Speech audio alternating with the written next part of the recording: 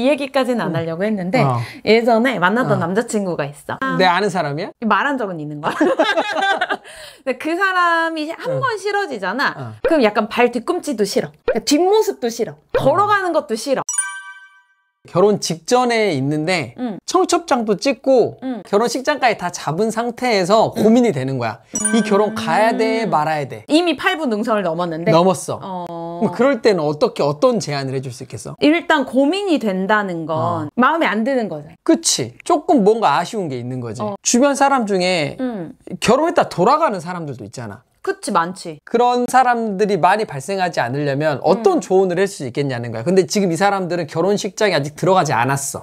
근데 자꾸 그런 생각이 드는 거잖아. 이 사람이 정말 최선일까? 그치. 내가 계속 고해도 되나? 그치. 이 사람하고 50년 이상을 같이 살아야 되는데 100세까지 산다고 했을 때 내 정말 베프가 나한테 물어봤어. 그렇지. 결혼을 한 달 앞두고 있는데 아, 이 사람인지 아닌지 내가 너무 헷갈려. 그치. 최선일까? 라고 물어봤을 때 우린 어떤 조언을 해줄 수 있을까에 대한 이야기를 해보자는 거잖아. 그치. 그거야. 딱 그거야. 딱 정리 잘하네. 똑똑하네. 오케이. 이 사람이 최선일까? 라는 생각이 들었다는 것 자체가 일단 마음의 불편함이 생긴 거잖아. 그치. 뭔가 조금 부족한 게 있으니까 그런 생각을 했겠지?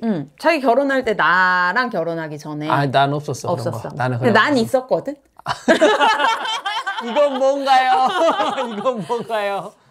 뭔가 정신을 차려보면 이 사람이 막 뭐 진도가 한 20% 나가 있고 아닌 것 같은데 한번 멈췄다가 한번 생각해보고 싶은데 막 가다 보면 막 한 50% 가 있고 이제는 막 돌릴 수 없을 것 같고 그때 되게 많이 혼란스러웠었어. 일단 그쯤 되면 사람들한테 다 얘기를 한 상태잖아. 그치? 나 결혼식 언제 합니다 라고 말을 했어. 그리고 부모님 아시는 분도 이미 다 청첩장이 돌아간 상태야. 그치. 그때는 돌리기가 되게 어렵잖아. 그치. 근데 이제 그런 생각이 들 때 되게 두려워지는 것 같아. 정말 진짜로 마음이 불편한 건지 그냥 결혼에 대한 단순한 두려움인 건지 이거는 좀 구분을 해야 될 것 같아.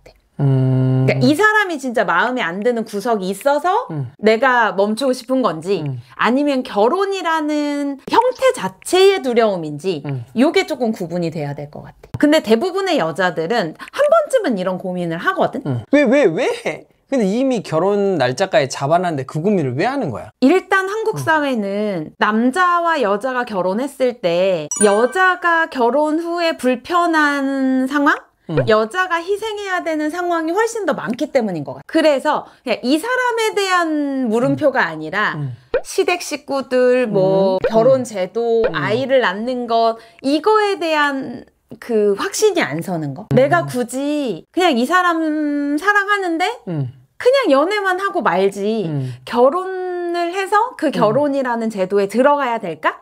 이 고민에 대한 물음표가 생기는 거야. 그 사람에 대한 거가 아니라 꼭 그 사람이 아니더라도 그 걱정은 계속 나올 수 있는 거네. 그치? 그러면? 그러니까 내가 이 사람 완벽한 사람을 만났음에도 불구하고 여자들은 하게 되는 고민이 있는 거지. 일단 내가 하는 고민이 이 남자에 대한 고민인지 결혼 자체에 대한 두려움인지를 구분할 수 있어야 될 것 같아. 첫 번째. 이 남자에 대한 고민이면 이 사람의 어떤 단점, 이 사람의 불편한 점 이게 계속 보일 거야. 근데 결혼 제도에 대한 두려움이라면 그냥 이 사람은 좋아. 이 사람이 싫지는 않아. 그런데 결혼에 대한 두려움이 있다고 하면 어때? 사람에 대한 불편함은 없는 거지. 그걸 좀 구분해봐야 되는 것 같아. 예를 들면 그런 거야. 내가 이 얘기까지는 안 하려고 했는데 예전에 만났던 남자친구가 있어. 근데 이 사람 내 아는 사람이야? 말한 적은 있는 거야. 근데 그 사람이 한 번 싫어지잖아. 그럼 약간 발 뒤꿈치도 싫어. 그러니까 뒷모습도 싫어. 걸어가는 것도 싫어. 약간 그렇게 싫어지면 이건 멈춰야 되는 거야. 이해되지? 그러면 그 사람에 대한 불편함인 거잖아. 그러면 내가 아무리 사람들한테 연락을 했고 아빠한테 이거 나 잠깐 멈추겠어요 이게 불편하더라도 결혼하고 돌아오는 것보단 나으니까 일단은 멈춰야 되는 게 맞는 것 같아. 이 사람이 아닌 것 같으면. 그치? 지금 멈추는 게 문제가 되더라도 나중에 더 커질 수 있으니까. 그치. 근데 결혼에 대한 두려움이라고 하면 그냥 남편한테 그 두려움과 걱정을 미리 이야기를 나눠보면 좋을 것 같아. 예를 들면 내가 시어머니를 어떻게 대해야 될지 잘 모르겠어. 혹은 근데 사실 시댁에 대한 두려움보다 여자들에게 정말 많이 있는 두려움은 출산에 대한 두려움인 것 같아. 그래서 내 주위에도 뭐 조금 어린 친구들이나 이런 친구들한테 물어보면 결혼에 대한 두려움의 이면에는 진짜 두려움은 아이를 낳는 거에 대한 두려움이더라고. 왜? 그 출산의 아픔 때문에? 아니, 그러면 출산의 아픔은 잠깐이잖아. 근데 아이를 낳고 나면 나의 삶이 사라질 거라는 두려움이 굉장히 커. 아이를 낳으면 엄마가 케어해야 한다는 생각이 지배적이잖아. 그럴 수 있지. 그치. 육아휴직을 하더라도 남자가 많이 해, 여자가 많이 해. 여자가 많이 하지. 그러면 경력 단절에 대한 두려움이 있는 거지. 그 요즘 젊은 친구들 같은 경우는 자기애가 되게 강하단 말이야. 나를 사랑하고 싶고 내가 하고 싶은 일 하고 싶고 내 꿈을 찾고 싶고 내 자아 실현을 하고 싶은데 아이 때문에 일단 멈춰야 되는 거에 대한 두려움이 되게 크더라고. 나는 나가서 내 커리어를 쌓고 내가 일을 하고 싶은데 내가 아이를 낳음과 동시에 모든 나의 일에 대한 것이 스탑이 돼. 근데 아이 낳고 내가 언제 다시 복직할지 몰라. 그리고 복직을 하더라도 내 커리어가 연결될 수 있을 거라는 거에 대한 물음표가 있는 거지. 그래서 결혼에 대한 두려움이 생기더라고. 그러니까 처음에는 나도 왜 결혼이 두렵지? 어차피 내가 남자친구랑 사귀고 되게 즐거워. 근데 집에 가는 게 싫어. 그냥 같이 있었으면 좋겠어. 그치? 쭉 있었으면 좋겠어. 그래서 결혼을 하면 더 편하게 같이 있을 수 있는데 왜 결혼이 두렵지? 라고 봤더니 파고 들어가 보면 사실 결혼에 대한 두려움보다 출산에 대한 두려움이 더 컸던 것 같아. 근데 그 출산의 두려움도 결국은 나의 커리어에 대한 단절? 이거에 대한 두려움이 가장 컸더라고. 그럼 어떡하지? 근데 이제 고민되는 사람이 있어. 그래. 내가 결혼을 하게 되면 출산 때문에 나의 커리어도 막힐 수가 있고 끊길 수가 있고 또 다른 문제들이 발생해. 그런다고 결혼을 하지 마? 근데 이제 대부분의 예비 부부들이 제일 간과하는 것 중에 하나가 뭐냐면 그냥 결혼 준비를 하느라 결혼 후에 우리의 삶에 대한 대화를 많이 못하더라고. 그래서 충분히 이야기를 나눠보면 좋을 것 같아. 이 여자가 그런 두려움이 있다고 하면 남자의 생각이 어떤지, 예비신랑이 어떤 생각을 가지고 있는지, 혹은 여자가 예를 들면 만약에 아이를 낳는 거에 대한 두려움이 있다면 요즘 딩크족도 되게 많잖아. 그치. 그럼 그거에 대해서 서로 오케이가 되는 건지, 그거에 대해 충분히 대화를 해봤는지, 요거는 되게 중요한 것 같아. 근데 그거는 생각하지 않고 결혼식을 준비하는 거에만 급급해서 이것만 쫓아가다가 정말 중요한 이야기를 놓치고 있는 건 아닐까라는 생각이 들기는 하더라고. 우리는 그런 얘기 했었나? 그런 얘기 많이 안 했지, 우리도.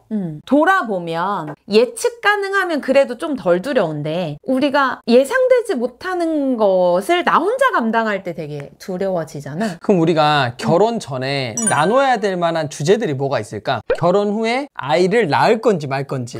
그치? 만약에 낳는다면 언제 낳을 건지. 그렇지. 이런 얘기는 해보면 좋겠네. 그치. 그래야 아내든 남편이든 누가 육아휴직을 쓸 건지. 그치. 이런 얘기, 아이에 대한 이야기를 먼저 하는 게 제일 크겠네. 그치. 가족 계획.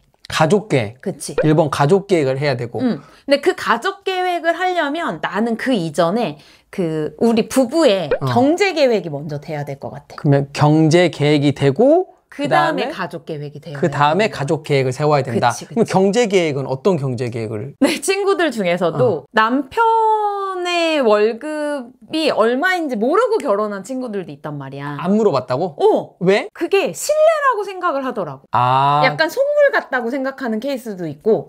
되게 신기하긴 하다.